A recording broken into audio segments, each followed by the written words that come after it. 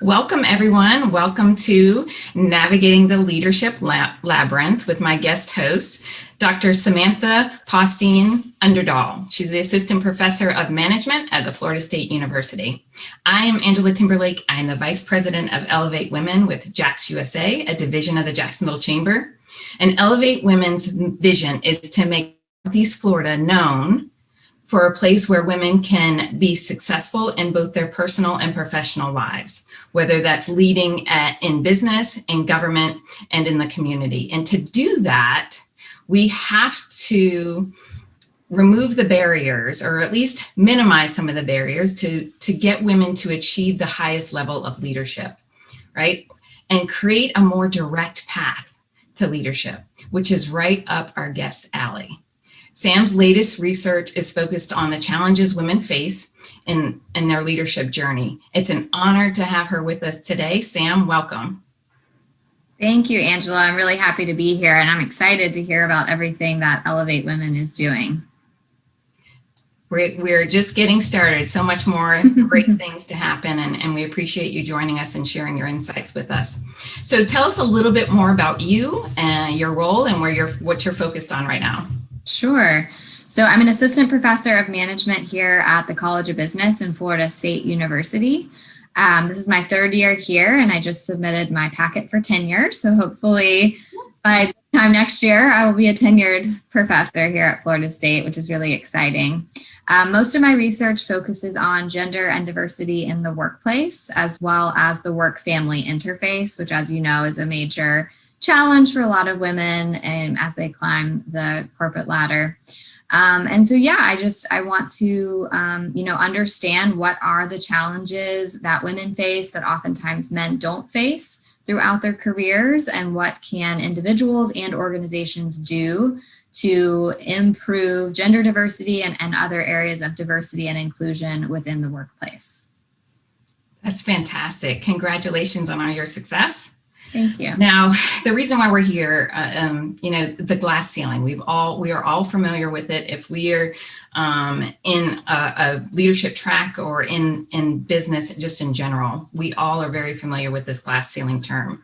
So you mentioned, when we had this conversation, you mentioned women are now facing something a little bit more complicated. So tell us about this new metaphor. Yeah, so the term the glass ceiling, it was coined in 1987, so it's a little bit dated. And so Alice Eagley is a social psychologist who's done a ton of research on, understanding gender diversity in the workplace. And she came up with a new metaphor in 2007 called the Leadership Labyrinth.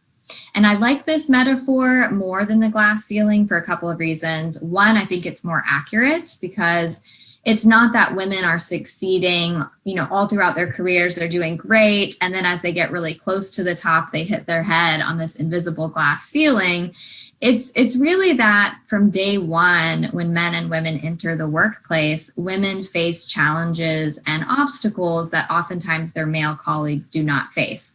So I think, thinking of it as more of a maze or a labyrinth where there are twists and turns all along the way to the top, that's a little bit more accurate than this idea of a glass ceiling. But it's also more positive. I think it's a more positive metaphor because it indicates that if women are informed about these obstacles, if they are very thoughtful and determined, then they can succeed in finding their way to the center of that maze and succeeding as leaders. So I think it's a bit more positive than this idea of a glass ceiling that you may or may not be able to break through. This leadership labyrinth idea, I think, is a bit more accurate and hopefully more positive for women who want to reach the top. Yeah, I agree. It does feel a little bit more hopeful, right? That you can find your way and make certain strides in order to get there. So I love that term. Now, just in everything that's happening, we do feel like women are making strides, right? What do you think are some of the most important things to understand as the barriers in this labyrinth? What are we going to come up with? Yeah, so women are succeeding in a lot of ways, and I think it's important to point that out first. Ever since 1982, women have received more bachelor's degrees than men in the United States, and they've consistently outpaced men in earning bachelor's degrees and master's degrees. So women now receive 60% of master's degrees in the United States. Their participation in the labor force has also increased significantly. So in 1950, 33% of our labor force was made up of women, and today it's very close to 50%. It's about 47%. So women are succeeding. We're making strides. It's very exciting.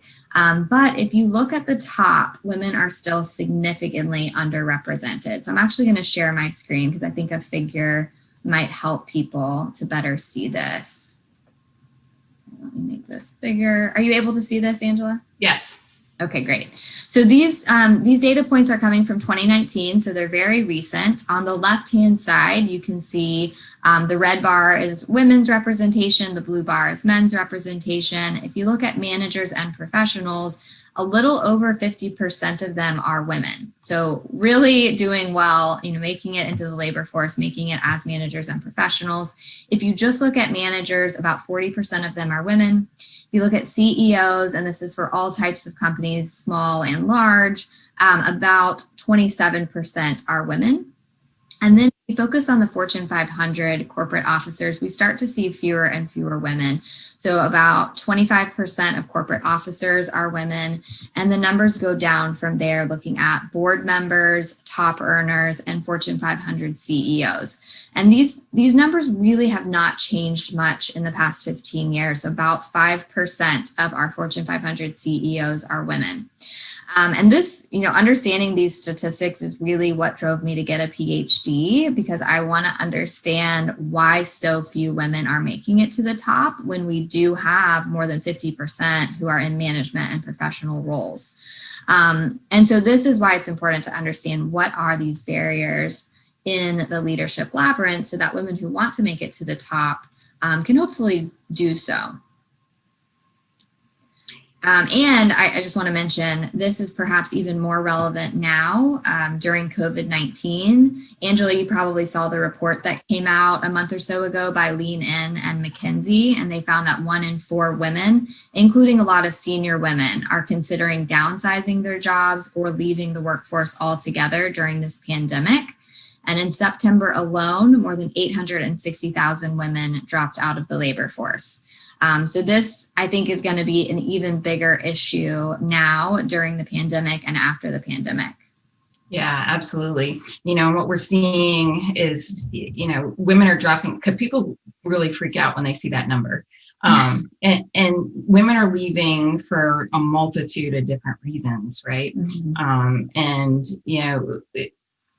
I think a lot of people are worried about the work that we've done to get to where we are today, and that could all disappear. So, what are the possible consequences of seeing this happen? Yeah, I think it's really important for society, but also for organizations. And I'll tell you, I'm not an economist, so I'm a management professor. But I do know a lot of economists have looked at research showing that women's participation in the workforce drives gross domestic product and economic growth. So I know that keeping women in the workforce is really important from a global economic standpoint. But thinking about businesses specifically, it's also really important for them. So lots of research shows that having diversity in the workplace is associated with more innovation, more creativity. People think harder, they think better, and this drives financial performance. So if we have a significant number of women leaving, particularly at the top of organizations, this is going to be a real challenge for organizational growth and success. This is also going to hurt organizations when it comes to their diversity and inclusion efforts. We know that people tend to be attracted to companies that have people who look like them. So if you're interviewing and there are not very many women on the hiring committee or doing the interviews, or even in the workplace that you're visiting, it might be harder to recruit women in the future. So I think this has significant implications kind of across the board. Yeah, I completely agree. And elevate women's position is actually within our economic development group here in Jacksonville. And I think it's very important because we do see it as an economic driver. And, you know, one of the studies that the group that brought my role to the forefront, we had a local study done here in 2018 that showed increasing gender diversity in corporate leadership is not good for just women, but it's good with higher returns and profitability. Companies that have a higher share of women in executive positions have a 34% higher total return to their shareholders. I mean, that's volumes, right? That makes a huge difference. Amazing. And then we also saw that companies with the most women on their boards had a 16% higher return on sales. So it's proving that it's not just the right thing to do, but that it does have a direct impact on profitability and in the economy. So it's pretty impressive. Yeah, and I would just like to note there, so a lot of that research comes out of Catalyst, and they are doing amazing studies on this. But when we say like a higher proportion of women in the top leadership teams, there really aren't any companies that have more than 50% women in their top management. So we're not actually saying that having a majority of women is going to drive these outcomes. It's really having gender diversity. So you want about 50% men, 50% women. That's where we're seeing the most benefits. Yeah, I completely agree. So what do you say are the top barriers, the things that we really need to be focused on when we're talking about the Leadership Labyrinth?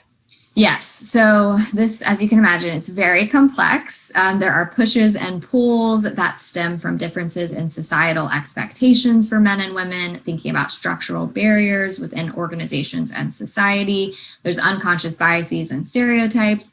There's family obligations, and also women do tend to invest less in their networking and in their social capital compared to men on average. And that's just to name a few of these obstacles. So as a researcher of this, I definitely have my work cut out for me. But for today's conversation, we won't have time to talk about all of that. So I looked at Catalyst research, and for those of you who aren't familiar with Catalyst, it's a global nonprofit organization that really conducts research and outreach to help organizations accelerate progress for women at work. And they have a ton of data and resources on their website, but they consistently survey women globally in organizations, and they find that one of the top barriers that women executives cite over and over again as having been a barrier for their success is unconscious bias and gender-based stereotyping. So that's what I'm going to focus on for our conversation today, are some of the latest research studies on how those biases affect us at work. Yeah, and I hear it so many times. So if you dig into a little bit more on what those biases and stereotypes are. Sure. So sometimes they're called implicit biases. I think more commonly we hear the term unconscious bias, but this basically refers to attitudes or stereotypes that affect our understanding, our actions, and decisions in an unconscious manner. And that's the key here. I think consciously we all try to be fair and equal, but because we are raised in a society with these kind of different expectations, we do tend to have these unconscious biases that unknowingly affect our everyday perceptions, our judgment, our memory, and our behavior. So I'll just give you an example, and I usually give this to my MBA students just to highlight how important these implicit biases can be. So this example comes from orchestras. So thinking about the largest orchestras in the United States, over the past several decades, they have changed the way that they hire musicians to try to eliminate bias against women. And so back in the 1970s, the largest orchestras in the US had fewer than 5% women musicians. In the 1980s, that grew to about 10%. In the 1990s, they had about 25% women musicians. And today, more than 30% of the musicians in our largest orchestras are women. So I'd like you to take a guess here at what you think they did to change their hiring. So I know this story. Oh, do you? Yeah. Okay. I do. I won't make you guess. So as you already know, then they started doing blind auditions. Yeah. So they would have, the stage, they would put a curtain on the stage, the judges would be in the audience. They even had the women musicians take off their high heels so that when they walked across the stage, the judges couldn't hear the high heels and assume that it was a woman. And this step alone made it 50% more likely that women would advance to the final round. So I think it's just remarkable that the music sounds different to us when we see it being performed by a man versus a woman, because we do have this implicit bias associating men with musical talent. So simply making us blind to the gender of the performer changes how we hear the music, which is, that's just wild to me. So applying this to the leadership context, we have a very common unconscious bias associating men and masculine characteristics with leadership. So let me share my screen again.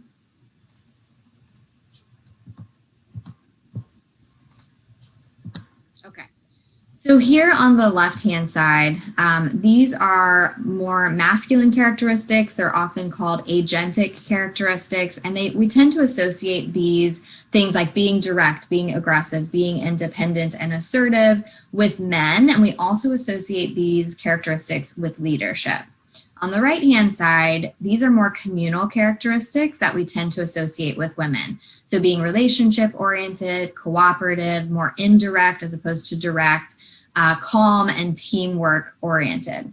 Now, these are great characteristics on the right-hand side. Like, we all want friends who have these characteristics, but these are inconsistent with how we typically think about a leader.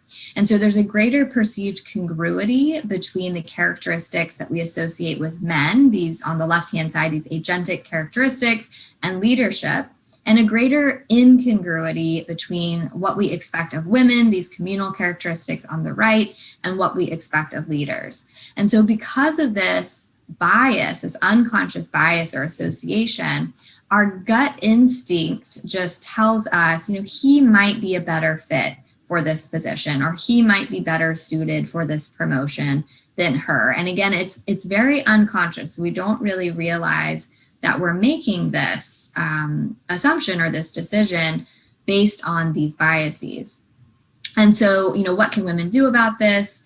They can overcome this barrier by behaving agentically. So when they adopt these characteristics like being assertive, aggressive, independent, they are seen as competent leaders, but they are less liked. So because we expect women to be very nice and friendly and communal, when they are too agentic, they receive this social penalty where people don't like them. They're not invited to networking events, which we know are very important for your career success. And so research has looked into this to figure out, what can women do to be seen as consistent with the leadership role, but to also be liked, which is very important in the workplace. And so there was a meta-analysis that came out in 2016 where they found 73 different studies that have looked at men and women leaders and how they exhibit power and dominance at work, and how does that affect perceptions of likability. And they find that when women are too explicit in their dominance, so if they're making direct demands of people, that's when they really get dinged for likability. But when women use implicit behaviors to show dominance or power, things like body expansion and openness, not crossing your arms or legs, but really having more of an open posture, eye contact, speaking loudly and clearly, talking more during meetings, and even interrupting people in meetings, as long as you don't do it too aggressively, women can still be liked, but also be seen as having those behaviors consistent with leadership. Something else is, and this is just one of those challenges that women have to think about that men often don't, is smiling does make everyone more likable. So it's like walking this tight line as a woman in leadership, and that you have to be dominant and aggressive and assertive, but you also have to be smiling and try to exhibit those communal characteristics at the same time. And it is. It's such a challenge, right? Because it goes against everything people in my generation that were taught as you're growing up. Only speak when you have something important to say. Make sure that when you do say it, it's aggressive or assertive. And then I think what we've done is we've gone too far, right? Women are trying so hard to get their voice heard. So it's not just about what you have to say, but and how you have to act. It's so much of that how you do it. Exactly. So what I like about the symphony story and what really struck me, because we're going to talk about this about hiring, is that they went to the blind auditions first, and then there were still biases. And then what they rolled it down to was that they could hear the footsteps of the women coming across because they had heels on. So it's interesting to even when you're blind to it, your body still signals that's a man, that's a woman, and the little things that go in that. And it's such a salient aspect of identity it's the first thing we ask when a baby is born, and so it really dominates our cognitions. Yeah. And so when we talk about this for the hiring practices, similar for the symphony, what can we do? How can we help organizations when they're looking at hiring and hiring for diversity? Yeah, there's lots of things we can do. Actually, later in the talk, I have some websites that I'll recommend to our audience members, but things like if you can do a blind resume review as the first step, have an admin blank out the names on the resumes. So then when the hiring managers are looking at the resumes, they don't know the name of the person and can't guess their gender or ethnicity. That's one kind of simple thing. Obviously, that's just the first step. Once you start interviewing people, you're going to know much more information about what they look like.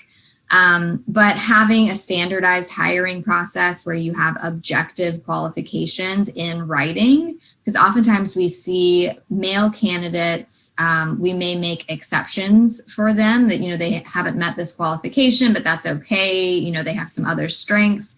Women were much less likely to waive qualifications for. So if you have those qualifications in advance and you agree in writing that these are the qualifications needed for the job, really sticking to those can help reduce, some disadvantages that women might have. Even the words that we use in our job descriptions for hiring can affect whether men or women are likely to apply. But I'll talk more about that in a little bit later today. Okay. So let's look back at the biases. Okay. So if this is playing out, we know this is playing out. Are these biases important when it comes to hiring women? Yeah, and so this is probably the area where the most research has been done. And I'm sure you're familiar with this idea of resume studies. I'm just going to share my screen again so we can kind of see this. This is just an example of one of the studies that's been done where this was actually looking at in academia, the professors, this was across the United States, professors at different institutions received a resume for someone to work in their lab. So in their research lab, it was looking for a manager of their research lab. They either received a resume that had the name Jennifer on top or the name John. Otherwise, the resumes were identical. And they then evaluated that resume on competence, hireability, and even mentoring potential. And you can see here, the men were rated as more competent, more hireable, and as having higher mentoring potential. They also asked them, how much would you pay this person? And the men received, I think it was $5,000 or $7,000 more on average for the salary as well. And this is just one example. And so again, because it was a manager role, that implicit bias kind of associates men and those agentic characteristics with leadership. And so, that's you see that playing out in these hiring decisions, that the men are seen as more hireable, they're paid more, they're seen as better mentors, etc. Did I stop sharing my screen? Yes. Okay. All right, so that's just one example. Like I said, this has been replicated. This finding has been replicated looking at different types of jobs, different industries, and not only with initial hiring, but also looking at who to promote. So men tend to be favored also in promotion decisions. And there was a fairly recent 60 Minutes episode, and I think you can probably find it on YouTube, where the Salesforce CEO was interviewed, because Salesforce is doing a lot around diversity and inclusion. And they did an HR audit where they just looked across the board within their company, what are some of the gaps that they're seeing across different demographic groups, including gender. And of course, they did find that more women were being promoted and that more men were being promoted, and that men were typically paid more, even in the same roles as women. And so he said on the interview, we were promoting women every 30 to 36 months into the same kinds of jobs that we were promoting men every 18 to 24 months. So if you go out 10 years there, we saw a huge gap in people in senior leadership roles and also in the pay between men and women. And so he actually had his HR team give raises to women who were in the same positions as men, but were being paid less than their male colleagues. But he said it's something that they have to consistently check on with the data that they have, because these biases seep back in. So even when you train your team on the effects of these implicit biases, you have to remind people about these implicit biases. So like a diversity training that happens once a year is not going to work that long. We need these more consistent kind of reminders about the effect of these biases. And I would like to point out that not only do we see this gender difference when it comes to implicit bias related to leadership, this really becomes amplified when employees become parents. And so you may have heard of the fatherhood premium, motherhood penalty effect, which is this idea that we tend to assume when women become mothers that they're going to become less committed to their careers because they're focused on childcare. And we tend to assume that when men become fathers, they're going to be more committed to their careers, because we do have this stereotype of men being the primary breadwinners of families, which really, in today is not really the case anymore. The nuclear family is really a thing of the past, but these biases take a long time to change and to go away. And so my co-authors and I recently did a study that was published in 2019, where we tracked men and women throughout pregnancy and looked at differences in a couple of things. One was perceived career encouragement from the workplace. And the other was their own career motivation. So we wanted to see, do women become less career motivated throughout pregnancy or not? And could that be an explanation why women might receive less career encouragement throughout the pregnancy compared to men? So let me just share my screen to show you some of the findings.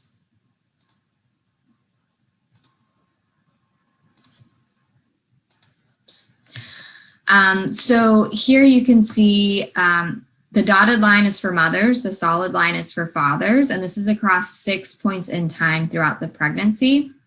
We have career encouragement on the left, that's the outcome here. And so the first 2 time points are really important, because these were before the workplace knew that the employee was pregnant or that their spouse was pregnant. So as you would expect, we don't see a change between the first point and the second point, because the organization didn't know about the pregnancy. After the workplace found out about the pregnancy, you can see that perceived career encouragement that they received at work went down for the women, and it went up for the men. And this is consistent with this unconscious bias or association of fathers being, primary breadwinners, leaning into their careers when they have children, and this assumption that mothers might lean back from their careers throughout pregnancy and as they have children. So the other side of the coin here is, how did their career motivation change? Did we see a decrease in career motivation for women? And we did not. We actually saw that career motivation increase for men and women throughout pregnancy. Now, one point to make here is that our sample was highly educated, white-collar jobs. So these people had invested a lot in their careers, so they would be less likely to leave the workforce upon having children. But still, I think it's fascinating to see that these women were experiencing increases in their career motivation, but at the same time experiencing decreases in the encouragement that they got from the workplace. And we found that that affected their turnover intentions. So the women who received less career encouragement throughout the pregnancy were more likely to say that they were going to leave that company and look for a company that was more family supportive after maternity leave. So this has serious consequences for organizations, because we know that turnover is very expensive and organizations really want to hold on to their top talent. Training managers, training employees on how these biases affect our interactions during pregnancy, and even, just parents in general, are we treating mothers and fathers differently? I think it's really important to talk about that in the workplace and to not rely on assumptions. So oftentimes, I think managers are very benevolent in doing this. They think that they're looking out for the best for their employees who are mothers, and they might say, she has children at home, let's not give her that assignment that's going to make her travel or have to work late. But she may very well want those assignments, and those are important for her career success. So it's always important to have those frank conversations with your employees and to not rely on assumptions. That's very interesting research to actually see it sort of laid out that way. And I think the times that we're in right now, I think, COVID has brought a lot of awareness around, especially around the sort of family-friendly environments. And it's definitely impacting moms and mothers, but I think it's impacting families altogether. So it's sort of forcing companies to think about how are they treating their employees, one with parents, but then how do they ensure that they're not neglecting people that don't have kids. So it's right. Bringing all of this to the forefront, so it's a great time for us to have this discussion. Mm-hmm, definitely. So are there other ways that these biases affect women in the workplace that you're seeing? Yes, so there's a lot of research on lots of ways that these biases come to the surface in organizations. I'm just going to tell you about one more example, just for the sake of time today.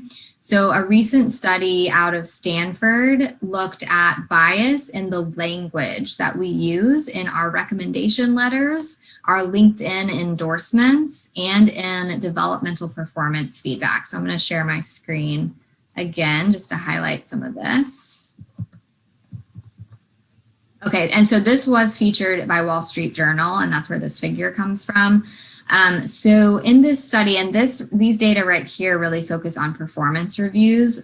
Compared with men, women tend to receive 2.5 times as much feedback about having an aggressive communication style, 2.4 times as many references to team accomplishments as opposed to individual accomplishments, about half as many references to them having vision, about half as many references to their technical expertise, and about 1/3 as much feedback linked to a business outcome. So if you think about getting performance feedback at work, in order to improve, you really need to have specific examples of how your behaviors are linked to a business outcome, how you can improve. And just being told that you have an aggressive communication style, it's a little bit vague. And so generally women need more specific feedback than that in order to do something about it. I have another slide here. I think the slides got a little out of order. Oh, well, anyhow, I'll just talk about it.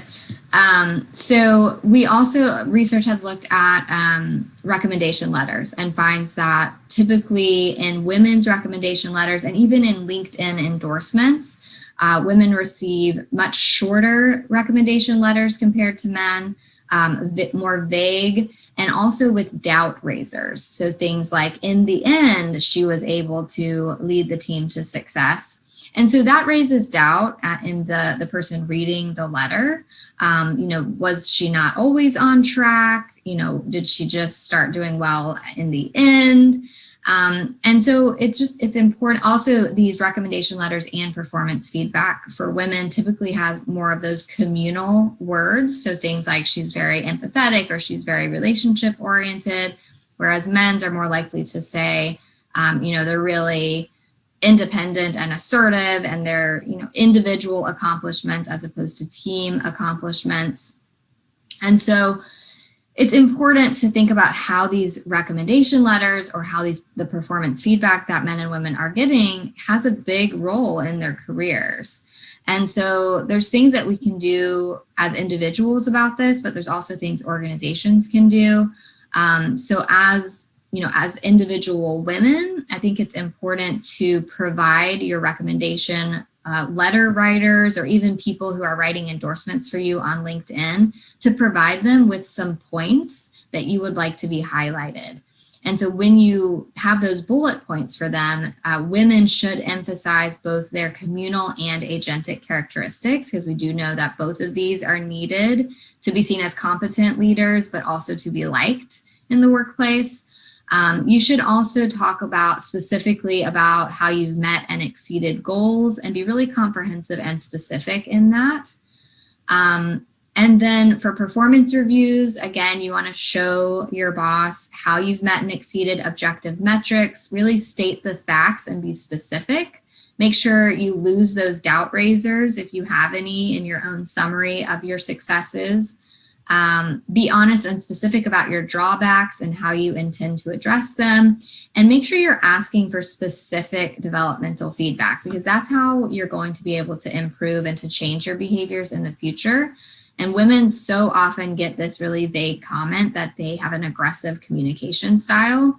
So ask for specific examples. Could you tell me more about when you think I've been too aggressive? What exactly did I do and how could I change that in the future? And oftentimes they'll realize that you were adopting the same behaviors of your male colleagues, but they are interpreting it differently. Hopefully they realize that. And again, from an organizational standpoint, making people aware of these unconscious biases is really important to try to interrupt the effect of these biases on things like hiring, things like writing a recommendation letter, performance feedback, etc. That's great. All great advice. And you shared some really great things for us in our personal journeys to leadership and how to overcome some of these obstacles. And now I know we have some people that are watching that have influence and can impact what their company does and what they're doing in business. So what can organizations do to really help reduce these barriers? Yeah. So there's lots of things that can be done. Awareness is really the first step. So first off, a lot of companies aren't tracking the data to see whether or not there are inequities in who they're hiring, who they're promoting, how they're paying people. So becoming aware of consequences of these biases is important, but also awareness of the effects of implicit biases on how we interpret the world, how we interact with others, how we make decisions.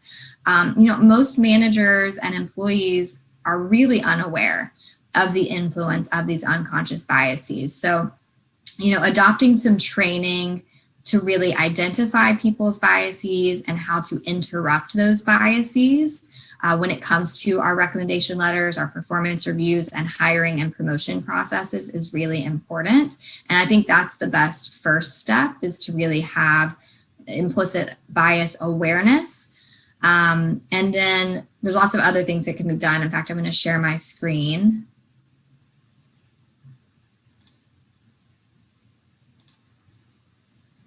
Do you see the PowerPoint? Yes. Okay. All right. So as I said, training is important in spotting and overcoming the bias. In fact, there's a website, Harvard created an implicit association test website. And if you just Google search implicit association test Harvard, they have somewhere between 15 and 20 free tests They're very quick. They may take 5 to 10 minutes, and they're on all different aspects of implicit bias.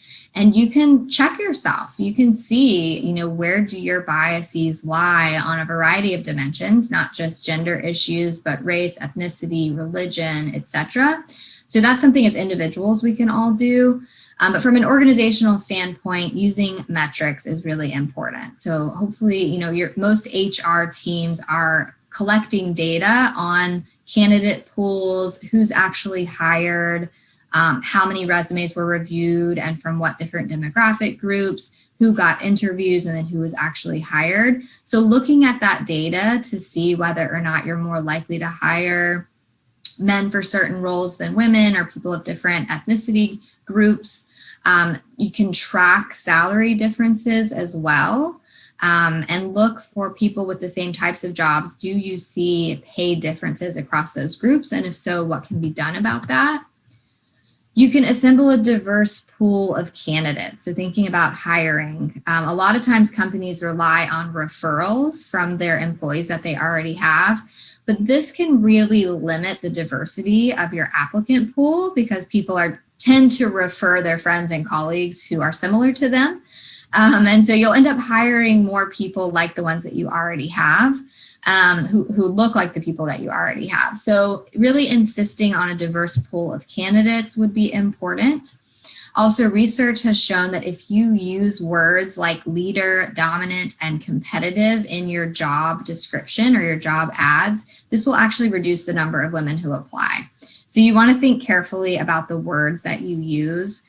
And there is a website that I'll point out in a moment where you can copy and paste your job description or your job ad, and it will tell you how biased your language is so that you can correct that, which I think is very cool. Also, research shows that if you explicitly state that the salary is negotiable, this can reduce the gender pay gap. And I didn't even get into research on negotiations because it's very complicated. But in general, women get penalized for negotiating, and even when they adopt the same exact negotiation behaviors of their male colleagues, it's less effective for them, and that people don't like them as much because we just expect women to not negotiate as much. So if you make it clear on both sides, to the applicant and to the hiring manager, that they should be negotiating, that everyone should be negotiating for the salary when they're hired, then that can kind of reduce the effect of these harmful stereotypes against women. And then assembling a diverse hiring committee is also important, and Airbnb is a great example of this. They increase the percentage of women on their data science teams from 15% to 30% just by increasing the gender diversity of their hiring committee and making sure that whenever women candidates were presenting, that was part of the hiring process, they had to do a presentation, that at least half of the audience was made up of women. That increased the likelihood of more women getting hired onto the team. So we know that having more gender diversity in the workplace and in your hiring committee is really important for this. Having fair resume reviews, if you can make them blind to the person's gender or take the name off of it, that's a great first step. This biasinterrupters.org is that website that I mentioned a few minutes ago. It has some great tools for organizations to use for identifying bias in the hiring process and making sure that the language in your description isn't biased and other things like that oftentimes we may not think about. And as I mentioned before, gender balanced teams can really help us to eliminate these gender leadership biases. This was a study that my colleagues and I did a few years ago. We found that male leaders in general are rated as more prototypical leaders and as more trustworthy than female leaders. But this male leadership advantage was eliminated when we had gender balanced teams. And we also know that the pay gap is dramatically smaller in organizations with gender balanced top management teams. So it seems like figuring out how you can get more gender diversity or gender balanced teams at the top and even on your hiring committees, that can help eliminate a lot of these biases. Those are my main suggestions. Yeah, and I absolutely agree with these, Sam.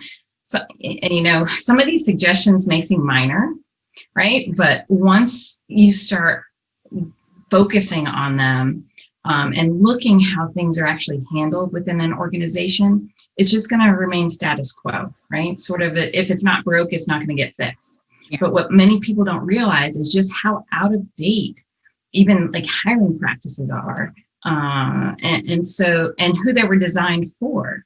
So, they might sound minor, but just given some focus towards it, it could make a huge difference. Definitely.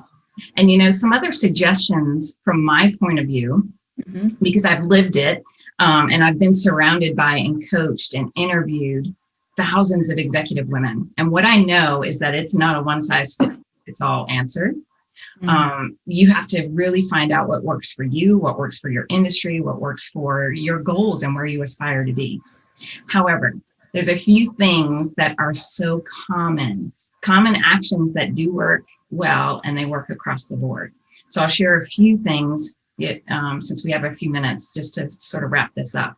One of the things that women can do is to find a sponsor, find a mentor, right? Don't be afraid to ask. What I've seen in so many women is that we're afraid to ask, and we feel like we can go we can make it on our own.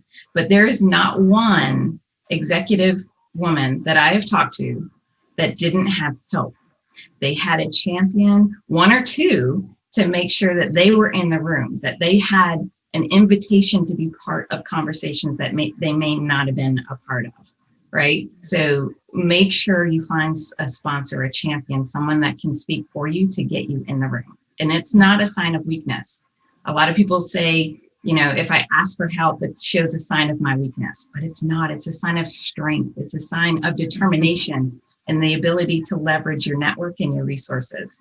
Yeah. And oftentimes women ask other senior women to be their mentors, which is great. But so many men are at the top that we really need more men champions, like he for she, which is an entire movement that I think is fantastic, right? More male sponsors and male colleagues supporting women. I love it. Yeah, absolutely. I think the other thing that I hear so common is that the advice I hear when I ask this question, what would you do different? They say they would take risks. Every woman that has made it to the C-suite says, I played it safe, and I feel like I could have gotten there faster if I took more risks. And it's not to, be reckless with your career, but I think a lot of us feel like it's uncomfortable to step out of our comfort zone, and we don't raise our hand unless we feel 100% qualified or ready for that role. When our counterparts are like, put me in, I'll do it. Right. Yeah. I think the last thing I could say is to be an ally. I think some of women, we're not as supportive as we can be to other women. So be an ally, use your privilege, use your role, use your voice to be the voice of others, right? Help broaden that room with your own influence and speak up for others that may not have that same path, the same opportunity, and the same network and access to resources that you do. So be an ally for others. Definitely. Well, Sam, thank you so much for sharing your work, your valuable insights with us. You've given us some, key actionable steps that we can do to minimize those barriers, both in our personal career, but also from an organizational perspective, and what businesses should be thinking about to laying the playing field, especially now, especially the challenging times we have right now, with the potential to lose a significant amount of women from the workforce due to this pandemic. We need to pay particular attention to this and what we can do to preserve that leadership pipeline. And you mentioned it, it's not just a woman's issue, right? This, it's going to take all of us and all of our focus and efforts to really make a difference. Tomorrow could look shockingly different if we allow it to. So I appreciate your focus and effort in this area. Of course. Do we want to see if any of the audience members have questions? Yeah, absolutely. Okay. I see there's one in the chat box, which is what we'll be sharing the slides. And I'm fine with that. So Angela, I'll email you the slides after the session, and you can share them however you see fit. Okay. All right, we can open it up for questions. Anyone that has a question for our amazing guest?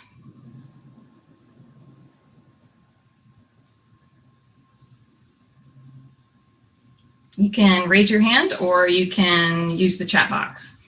And just so everyone is aware, this is being recorded and it will be available on our Elevate Women social media portals. So share across your network. Continue to use the chat. We will answer questions. We'll make sure that if you have any question for Sam, we'll get her to answer those as well. So this conversation is not going to end once we end this, this webinar.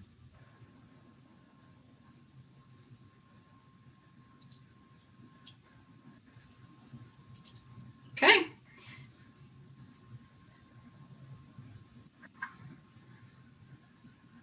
Sam, I'll let you take a look at all of those amazing responses. Oh, I think someone posted a question.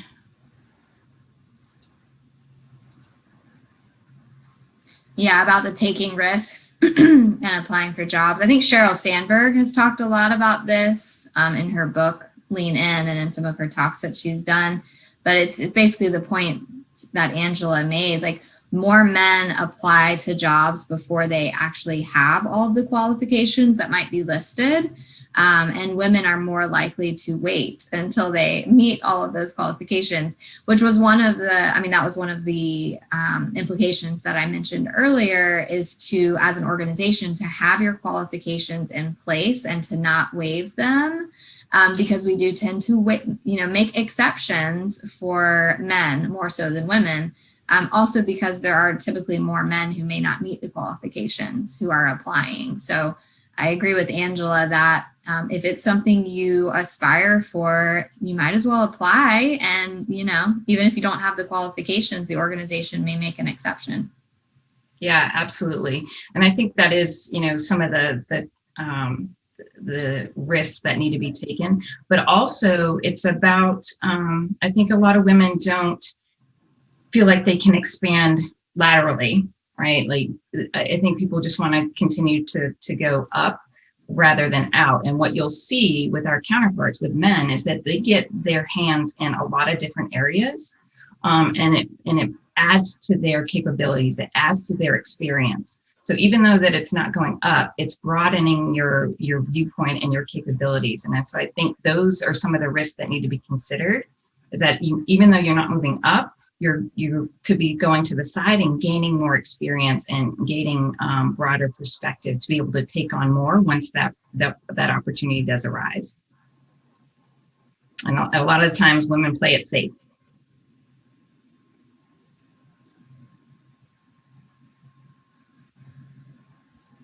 Oh, and someone mentioned take risks in different industries too. That's one of the challenges that we're seeing here, specifically in our market in Jacksonville, is that we have so many distinct silos. We have the health industry, we have fintech, we have educational field. And I think people stay in their lane when it's really important to understand that your skills, your experience is portable, that you can take what you know, what you experience, and port it over to another industry, and don't be afraid to do that. And I think it takes being able to craft, you mentioned it too, being able to craft that what you're capable of in a way that appeals to that industry that you want to go towards. So, don't be afraid to take those risks and, branch out into other industries. It's only going to build your capabilities and your experience that much more. Great comments. Thank you for everyone that joined and participated. Again, this is going to be on our replay. So Sam, we'll make sure that we tag you any questions that do come up, and we appreciate you sharing all of this with us and your continued focus to elevating women. Awesome. Well, thanks for having me. I enjoyed talking with you. Thank you. All right. Have a great day. All right. You too. Bye.